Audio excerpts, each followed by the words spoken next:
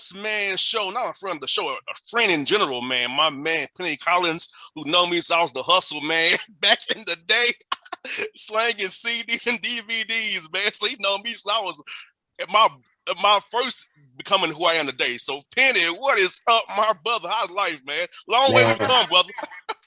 you ain't never lied. I remember Hustle Man coming around. You always had whatever you need. DVDs, next Friday, Friday after the next, mixtape, Lil Wayne, Carter 3, Carter 4, Squad Series.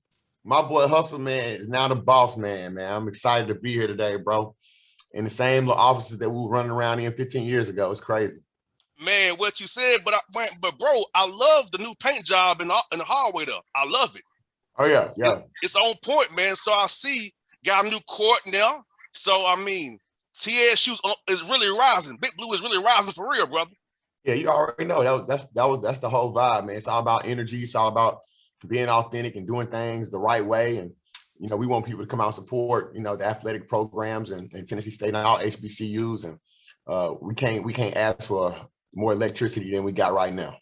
No doubt. And bro, as you know it's about me. I'm a graduate there twice, master's degree, everything TSU. So I want my school to be great. And I'm happy you're the coach because I've known you for a long time, over almost 20 years now. So it's like, so seeing like somebody who I grew up with, who I've known for years, being that office you in, man, it's amazing, brother.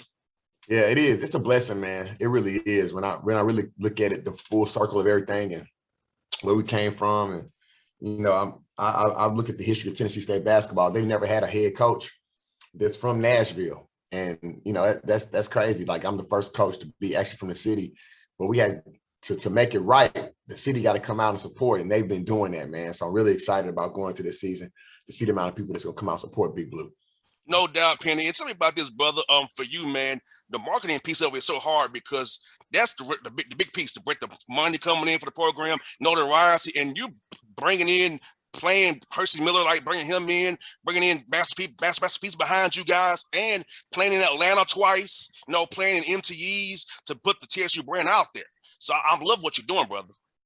Yeah, it's it's one of those things where if you have the opportunity to strike, you got to go after it. You can't be afraid to go after the top level talent. You can't be afraid to talk to people, to tell them to come support your program and be a part of what you're trying to change. And I think when you're a good person and you do things the right way, it's one thing I always hang my hat on. People genuinely get behind you and they want to see you succeed, especially when it's not about you. We do everything we can to make it about the program. And like one of our statements is pay us in energy. We want people to pay us in their energy and their time. It's not about the money that you spend, but just come over here and spend time with us, and you'll want to support us. So I'm just glad that people are excited about what we got going on and really looking forward to the start of the season. And Penny, how has that been for you guys, man, getting to work out this summer together this year, getting you guys get that the jail? How's that been so far? Practice started on the 29th of September. Almost November 9th is coming fast and furious. How's it been for you guys competing each other every day, blue and white, man? Man, it's been great. We didn't have summer last year. COVID took everything away from us. We didn't get start practicing until August something. And to have them guys, since I've had them, they've been here since June 1st. And to be honest with you, they tired of playing against each other. They've been banging on each other and pushing and shoving and then off the court, loving on each other and spending time and trying to grow as a team. But it's been great, man, just to see so many guys from so many different backgrounds. We got a lot of new guys that have been a lot of different places, and to see them gel and come together, and looking forward to taking that energy out on somebody else. Yeah, because Royal City is really, really roaring right now. I see it. I've seen this on Twitter. I like the Royal City thing. I like that now, brother. Royal City. I like it, bro. Hashtag it. Royal City. Do that for the people, brother. And hey, even on your social media, Penny, I see you guys love each other. I see the joy you all have together. Like, pictures don't lie in that regard. You all love each other. Coaches are doing dancing out there in the middle of the floor out there. So I see it for real that, hey, this team is together already. It's going to be some things coming this year. November 9th against Alabama A&M in Huntsville, then Atlanta the 13th. I see you all having a great year, brother. I see it in my heart already, brother. Well, I hope so. We deserve it. You look at what we've done. First of all, I love Roar City as well. I love the energy that it brings. But you look at what we've done since we've been here. We first got here, we had a good season our first year. Those guys competed, but then we come back the next year and we doubled our win total and tripled our fan attendance. We were number one in the country with that. And then going into year 3, which was last year, it just was COVID just affected us differently than it affected other programs. It didn't affect, Morehead State and Belmont the same that it affected Tennessee State. It rocked us to the core. We were losing people. People were passing away and dying, and we had guys that got COVID. We were shut down multiple times. We had 3 guys that didn't play a single game. And, last season put a damper on the advancement of what we were trying to do. But we're looking at this season as picking up where we left off from 2 years ago, pre-COVID. We got to have our fans back. The stadium, we want our stadium packed with the energy going. We got the excitement around the program with some of these young men that have signed to come to Tennessee State. And that's no accident. We're picking up where we left off from. We deserve to be in this seat that we in. So now it's just time to take it to the next level, and the wins are going to come. So I'm really excited about having an opportunity to compete. Dr. Allen, in my mind, has been very great for you all as well, because I talked to their brother when they played Tennessee Tech on the field and on football. I was like, this brother got some energy, man. So how's it been having him for your boss and his vision for Tennessee State going forward, and his energy he's brought to your program as well? It's been great. Dr. Allen is, innovative, creative thinker. He's young. He's hitting the ground running, trying to do some fundraising initiatives. He's always constantly reaching out to the coaches, asking our advice on how we continue to make Tennessee State a better place. He's doing a great job. Dr. Phillips is who hired me, and I'm so excited about what she did for this program. And she's passed the torch to Dr. Allen, and he took it and he's taking off running. So we're really excited about everything he's doing, and we're just going to continue to be behind him and support him any way we can. Look at your roster, bro. You got some vets on your roster, some young guys in that pipeline. Having that right balance is so key for success to be sustainable over time. So tell me about that when you control your roster with your assistant coaches, Russ and all those guys. So you all recruited guys to bring in your programs to say, hey, we want to have some vets. We also have some guys that coming up the pipeline to keep us going all these years to come. Yeah, well, we put the team together. We were very strategic about that. We didn't want to get we got 10 new guys. We didn't want to have 10 seniors or 10 juniors. We wanted to bounce the class out. Even though we had some transfers coming in, some of those guys are transferring in as sophomores and juniors. We had 3 transferred grad students. So we got a nice balance of classes. Obviously, we returned to Carlos Marshall, who's a junior on the court as well, who was all conference for us a couple years ago. But then you got the diaper dandies and Hersey Miller and Drew Williams and Riggs Abner, who are coming in as freshmen, true freshmen. But also Marcus Fitzgerald, who had gained a ton of experience last year, averaged double figures for us last year. He's actually a freshman again because everybody received a COVID year back. So we got a really nice balanced class. I'm very excited about it. And that was all by design to kind of put the team together that can sustain for over time so we can continue to win. Yeah, because like you said, you can get old and stay old, but hey, if you ain't got nobody in the pipeline, it's going to be every year they're going to say over again. We're trying to see these JUCO guys or grad transfers. So have a sustainable program is so key. I love the way you're doing it, Penny, because some guys do it the other way. As I both know. But I like your way. You want this to be sustainable for years to come. True structure and true culture, not just free agency pretty much every year. So trying to win it all with all these older guys and then, do it all over again, Crazy. Right. Yeah, no, you definitely want. I'm just 37 years old, man. I've been coaching for 15 years. We both getting old, man. Don't say it out loud, bro. We both getting old, man. I take it. I say it with pride. But I want to still be doing this when I'm 50 plus, and to do it, you have to stack the deck. You got to stack these teams, and not stack the teams in terms of overload them with talent. I mean, stack the deck in terms of freshman class, sophomore class.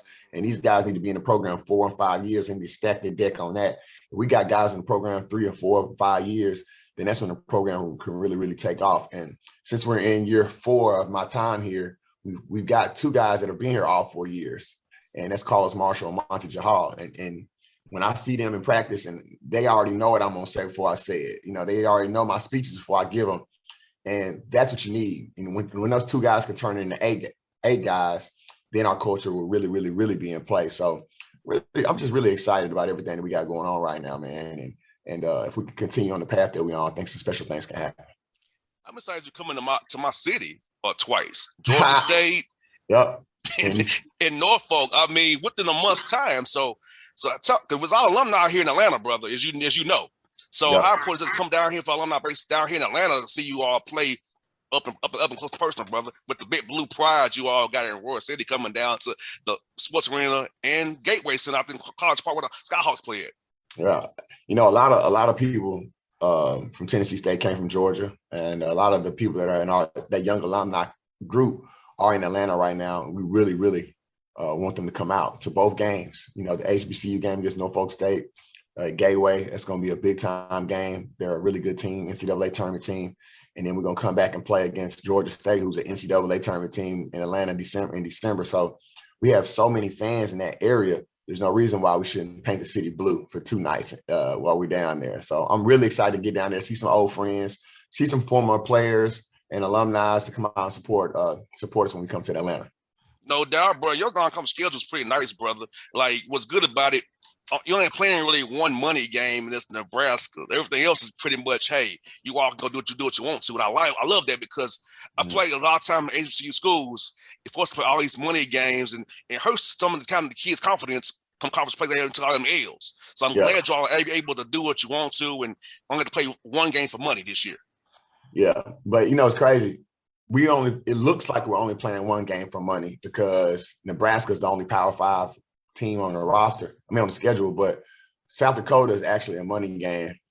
Nebraska is a part of the money game, and Southern, even though they're HBCU, they're a part of the MTE that we're in.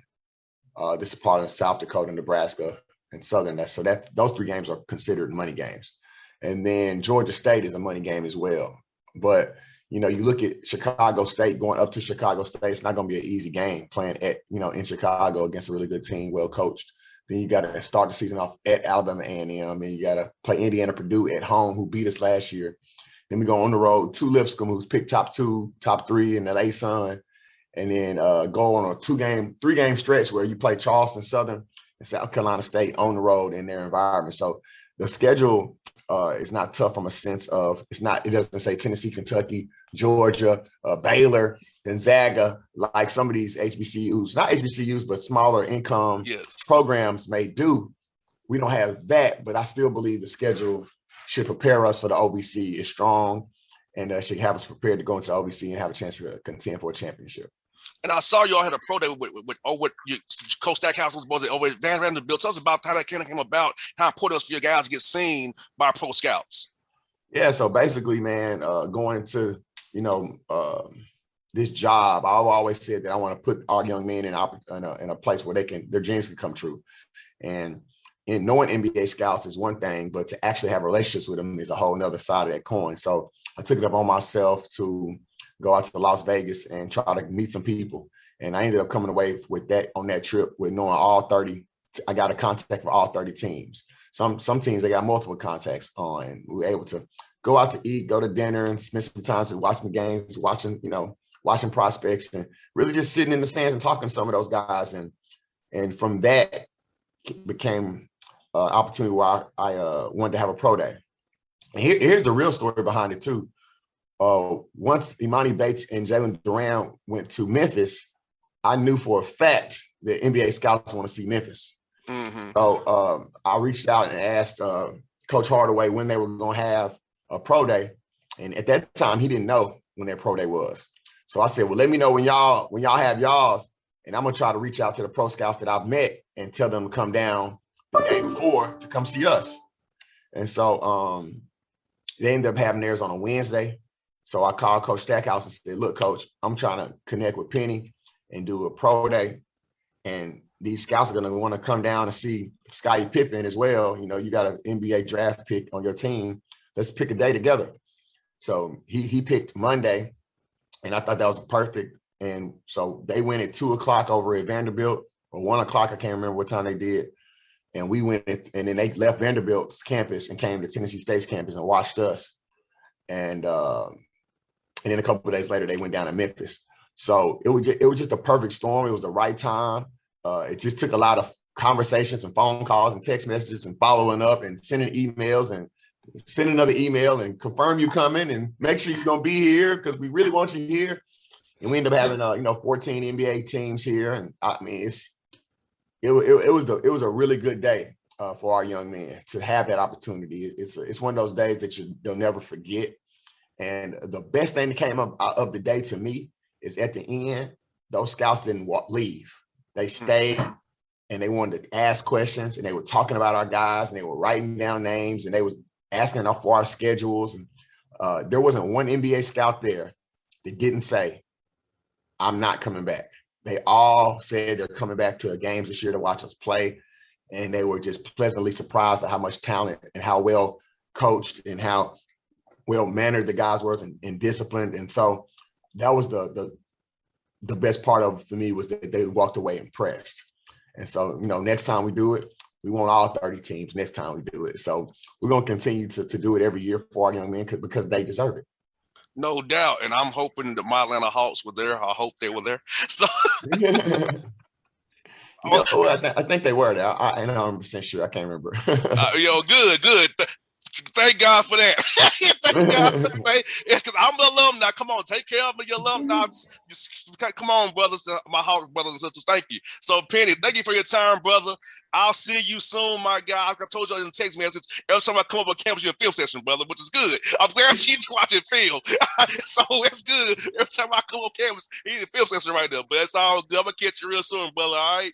All right, man. Love to see you, man. Appreciate your time, as always. Anytime, boy. You be safe, my guy. You too, Doc. All right.